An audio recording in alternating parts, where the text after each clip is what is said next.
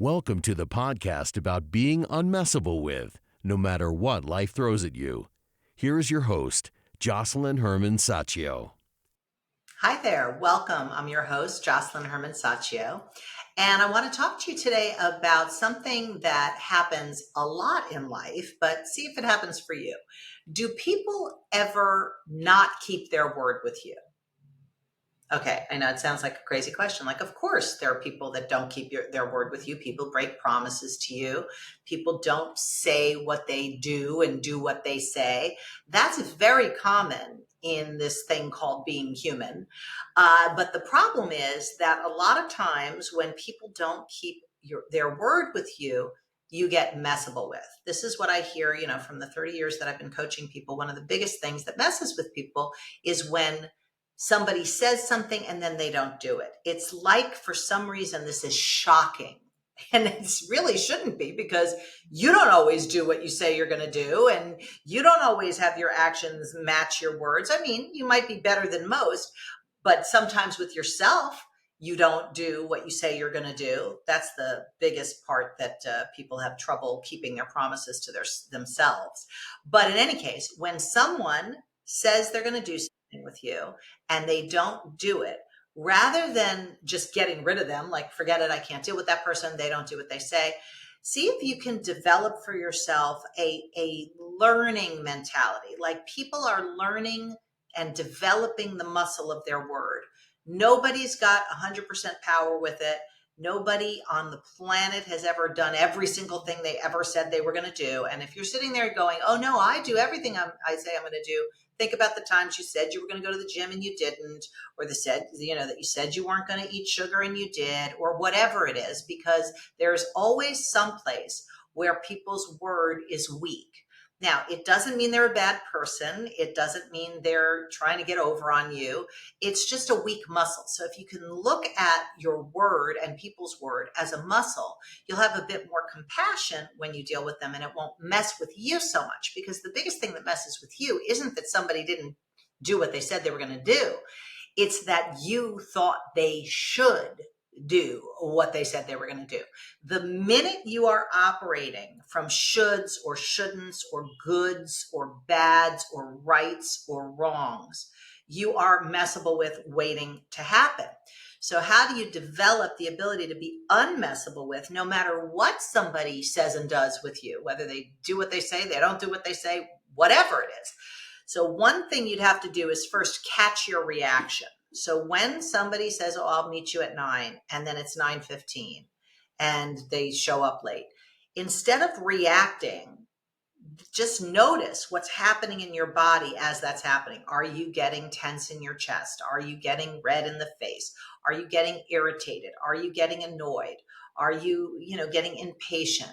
So whatever your reaction is, you have something to say about how you react. You don't have something to say about everything that happens or doesn't happen in the world, but you do have 100% to say over how you respond to what happens or doesn't happen.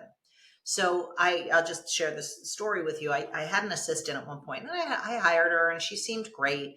And she was, the first day, everything was fine. Second day, everything was fine. Third day, she started showing up late. And our office hours, we didn't even start till 11 o'clock. So it wasn't like she had to be there super early in the morning, right? So it was like 11:05. Okay, let it slide. The first day, then the third day, then the fourth day, she was a little bit more late, 11:15. So I stopped right there and I sat her down and I said, okay, so you need to tell me what you need so that you can actually be on time. Because part of our agreement in this job is you get paid X, and one of the rules or the parameters is that you be here by 11 o'clock. So if there is something that you're dealing with, like your train is at a certain time or whatever it is, tell me so we can look together and have this work, because I need to have you here at 11 in this job. That's just part of the rules of the game on this one.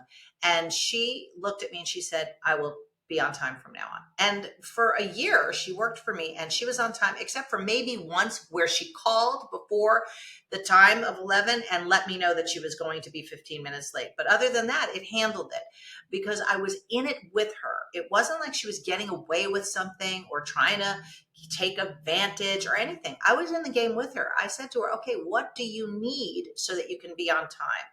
And this is a good approach. I would recommend this with not just business, but this with my teenage daughter at the time when she was a teenager. You know, she was pretty much, she would say she'd be home at a certain time. She was home. She was her word. She'd say X and X happened. But one time she was like an hour late and I couldn't reach her on her phone. And, you know, as a parent, for those of you that are parents, the reactions are going crazy. Oh my God, somebody kidnapped her. Oh, she's laying in a ditch. I mean, who knows all your brain craziness that goes on, right? So my amygdala is being hijacked, worrying about my daughter. And then she walked in and, you know, my husband was crazed. He was like, wow, dare you, can't do this, da, da, da. You know, because he was dealing with my reaction for the hour that she was late. So he's all reactivated. The world of reaction is very contagious.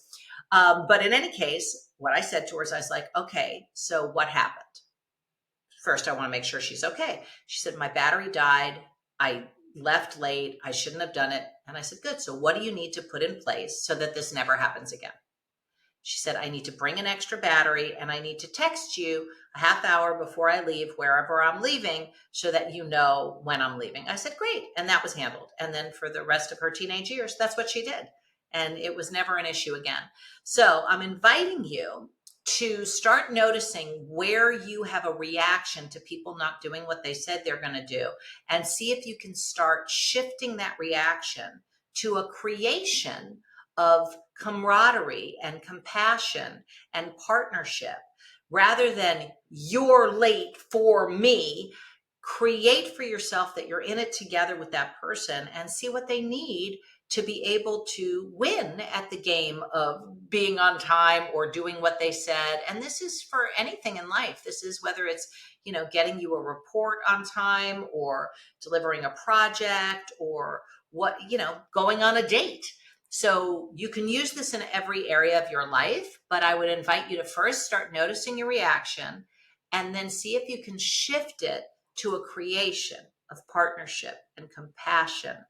I promise you, if you practice this, you will develop a muscle of being unmessable with around people saying X and doing Y, which could be very useful since that happens quite a bit in life, right? All right, we'll see you on the next episode of Be Unmessable With, the podcast. Thank you for tuning in to this episode of Be Unmessable With the podcast. You know, I never take for granted that you've chosen to spend some time with me, and I am committed that you get value every time you do. So if you want to develop your Unmessable With muscle to create life versus react to it, click below in the show notes and we will get you into our free promise game process that will enable you to start creating what you want versus waiting for what you want. I look forward to hearing back from you on what you're creating, as well as future topics for the show that might support you in being unmessable with. See you next time.